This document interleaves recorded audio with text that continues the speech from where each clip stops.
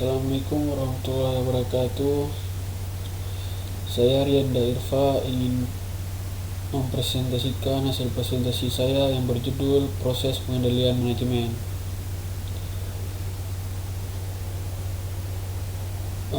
Dan C. Pengendalian anggaran dan analisis varian. D. Pengendalian pemasaran dan distribusi. Yaitu kelanjutan dari bab yang lalu yang disusun oleh saya sendiri. NPM saya 23021200130. Yang pertama, pengendalian anggaran dan analis varian. Anggaran adalah rencana operasional terperinci untuk periode tertentu di masa depan.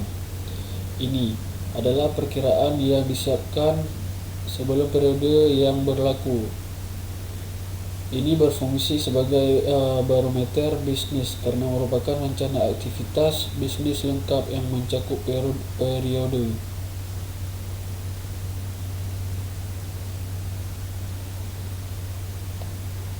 Pengendalian berarti suatu cara untuk mengintegrasikan kinerja saat ini, upaya sistematis untuk membandingkan dengan rencana atau tujuan yang telah ditentukan sebelumnya dapat mengambil tindakan korektif yang diperlukan.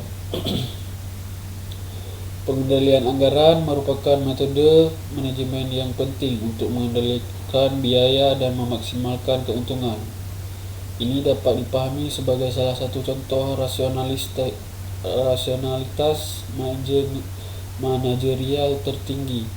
Ini adalah alat manajemen yang berguna yang dapat membandingkan kinerja saat ini dengan kinerja yang direncanakan sebelumnya untuk mencapai keseimbangan antara tujuan dan sarana keluaran dan usaha. Selanjutnya, administrasi pengendalian anggaran. Yang pertama, penetapan tujuan. Yang kedua, membangun pusat anggaran. Yang ketiga, memasukkan catatan akuntansi yang sesuai dan komplikasi. Yang keempat, perumusan bagian organisasi anggaran. Yang kelima, membentuk komite anggaran. Yang keenam, penyusunan manual anggaran. Yang ketujuh, tingkat aktivitas. Yang ke-8, memilih periode anggaran. Yang ke-9, mencari faktor penganggaran utama. Yang ke-10, alokasi biaya anggaran ditentukan.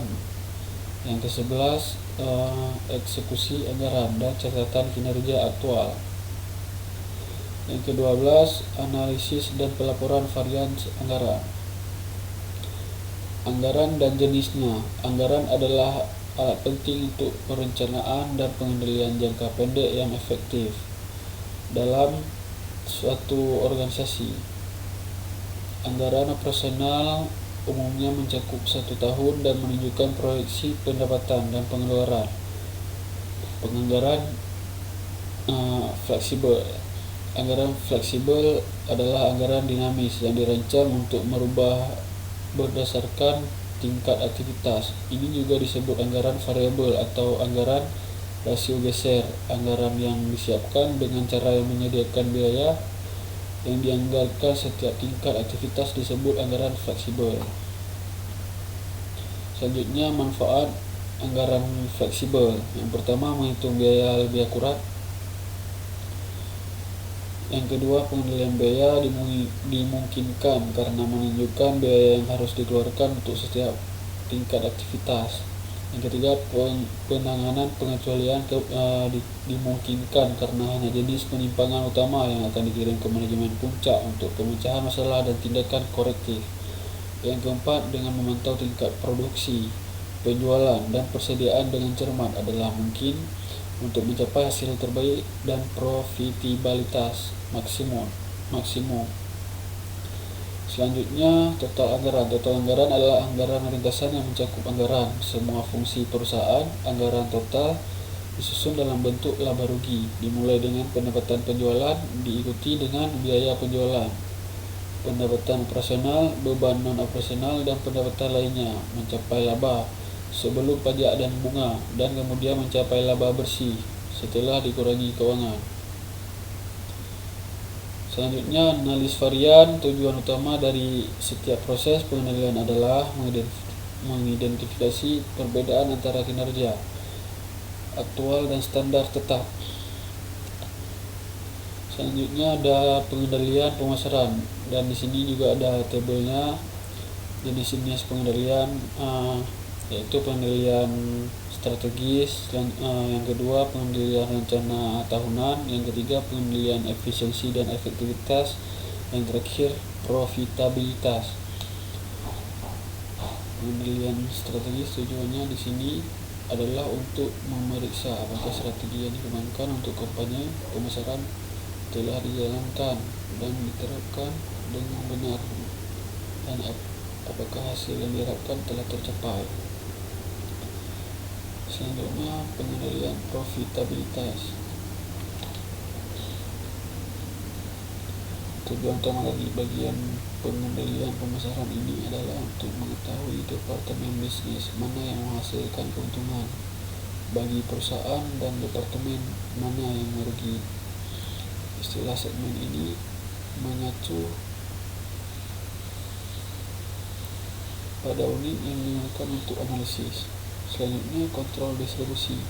Tujuan utama dari artikel manufaktur adalah untuk membuat mereka mencapai pelanggan akhir tepat untuk sistem distribusi yang efisiensi diadopsi oleh produsen yang dapat mencapai tujuan ini. Selanjutnya, yang terakhir, ringkasan dari presentasi ini, yaitu audit adalah alat penting untuk pengendalian manajemen. Periksa keaslian buku bisnis. Audit adalah pemeriksa catatan akuntansi masalah bisnis, dan tujuannya adalah untuk memverifikasi apakah itu benar-benar mencerminkan transaksi yang terkait dengannya. Tujuan audit dapat dibahas dalam 3 judul. Mereka adalah tujuan utama, tujuan sekunder, dan tujuan khusus. Alat pengendalian manajemen utama, kemudian alat pengendalian manajemen utama kedua adalah anggaran.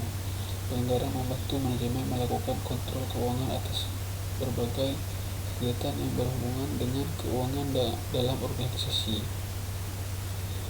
Selanjutnya, proses pengendalian manajemen yang melibatkan membandingkan kinerja aktual dengan standar. Hasil dari proses kontrol akan menjadi lokasi penyimpangan kerja jika ada. Maka diperlukan analisis kesenjangan yang akan membantu manajemen memahami penyebab penyimpangan yang akan membuka jalan bagi pengembangan tindakan korektif. Itu saja presentasi saya. Lebihnya kurang mohon maaf. Assalamualaikum warahmatullahi wabarakatuh.